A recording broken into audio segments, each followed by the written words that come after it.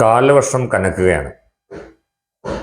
ഇടവപ്പാതി പ്രതീക്ഷിക്കുന്നതിനേക്കാൾ മുമ്പ് തുടങ്ങിയിട്ടുണ്ട്. ചക്രവാത ചുഴികളും കേരളത്തിൽ നിർത്താതെ പെയ്യുന്ന ഒരു പെരുമഴക്കാലം എന്തെല്ലാം ദുരിതങ്ങളുടെ ദുസൂചനയാണ് ഈ ഒരു കാലവർഷം എന്നുള്ളത്. ഈ കാലവർഷത്തിൽ നമ്മൾ നേരിടാൻ പോകുന്ന ബുദ്ധിമുട്ടുകൾ എന്തൊക്കെയായിരിക്കും എന്നുള്ളത് ജ്യോതിഷത്തിന്റെ കണ്ണിലൂടെ പരിശോധിക്കുകയാണ്.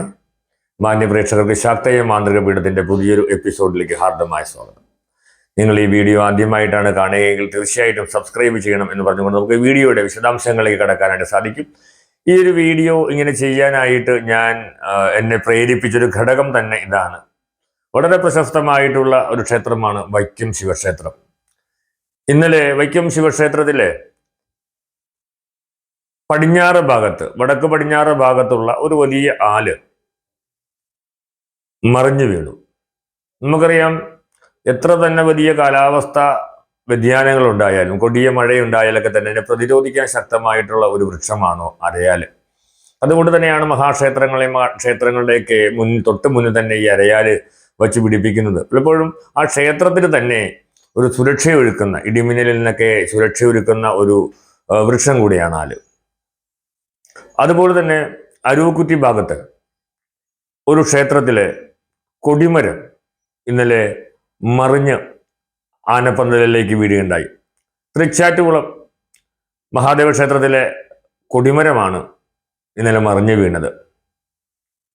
ഇതൊക്കെ നമുക്ക് സ്വാഭാവികമായിട്ടുള്ള ഒരു പ്രതിഭാസമായിട്ട്, അല്ലെങ്കിൽ മഴക്കാലത്ത് ഇങ്ങനെ പല കെടുതികളും ഉണ്ടാകാറുണ്ട്, അതൊക്കെ സ്വാഭാവികമാണ് എന്ന് സാധാരണ ചിന്തിക്കുമ്പോൾ നമുക്ക് തോന്നാമെങ്കിലും കാലവർഷത്തിന്റെ ആരംഭത്തിൽ തന്നെ ഇത്തരം ചില ദുസൂചനകൾ പ്രകൃതിയെ വളരെ സൂക്ഷ്മമായി നിരീക്ഷിക്കുന്നതും, അല്ലെങ്കിൽ നമ്മുടെ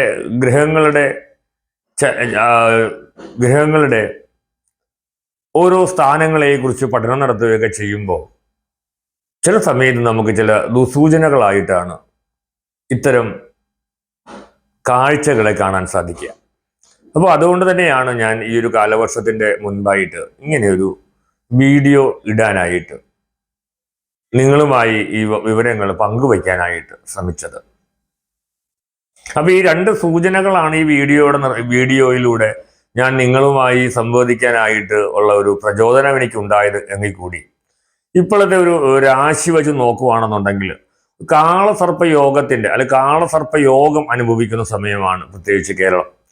അതായത് രാഹു കേതുക്കളുടെ ഇടയിലാണ് എല്ലാ ഗ്രഹങ്ങളും പോയി നിൽക്കുന്നത് എന്നുള്ളത് കൊണ്ട് തന്നെ ഗ്രഹങ്ങൾക്ക് പലപ്പോഴും മൗഢ്യമുണ്ടാകാനും അത്തരത്തിലുള്ള ചില ഗ്രഹയോഗങ്ങൾ ഒരു ദേശത്തിന് പലപ്പോഴും ദുരിതങ്ങൾ സമ്മാനിക്കാനുമുള്ള സാധ്യത വളരെ കൂടുതലാണ്.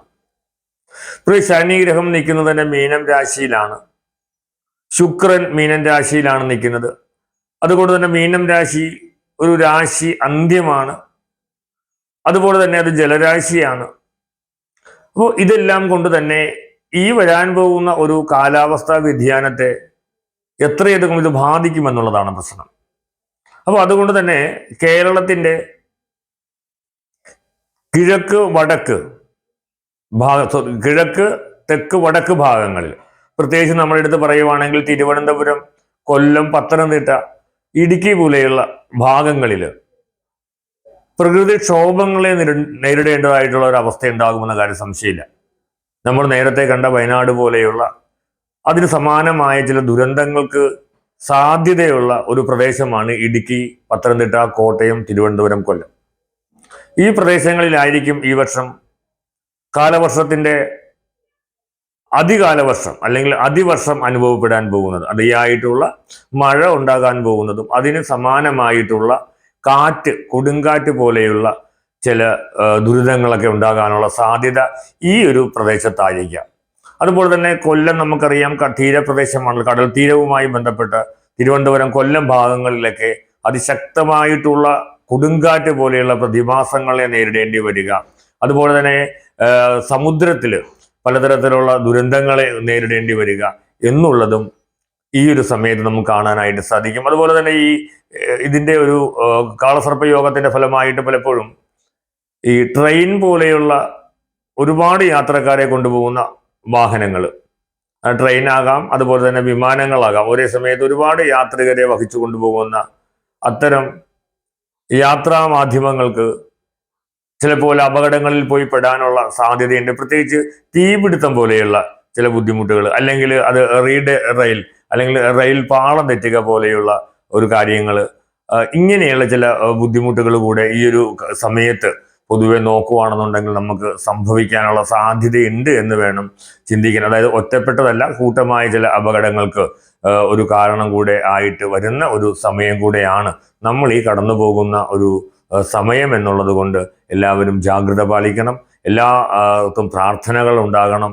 ഒപ്പം ഇങ്ങനെയുള്ള ഒരു ദുരന്തങ്ങളൊന്നും ഇനി അഭിമുഖീകരിക്കാനുള്ള ഒരു സമയം ഉണ്ടാകരുതെന്ന്, ഈ ഒരു സാധ്യതകളെ നമുക്കെല്ലാം മാറ്റിയെടുക്കാനായിട്ട് കഴിയണം. ക്ഷേത്രങ്ങളിലൊക്കെ പ്രത്യേകിച്ച് പ്രാർത്ഥനകളെല്ലാം നമ്മുടെ ഈ ഒരു ലോകാസമസ്ത സുഖിനോ ഭവന്തു എന്ന നമ്മുടെ ആപ്തവാക്യം പോലെ എല്ലാവർക്കും സൗഖ്യം ഉണ്ടാകട്ടെ എന്ന രീതിയിലുള്ള പ്രാർത്ഥനകൾ എല്ലാവർക്കും ഉണ്ടാകണമെന്ന് പറഞ്ഞുകൊണ്ട് ഈ വീഡിയോ നിങ്ങൾക്കായി സമർപ്പിച്ചുകൊണ്ട് നിർത്തുന്നു. നമസ്തേ.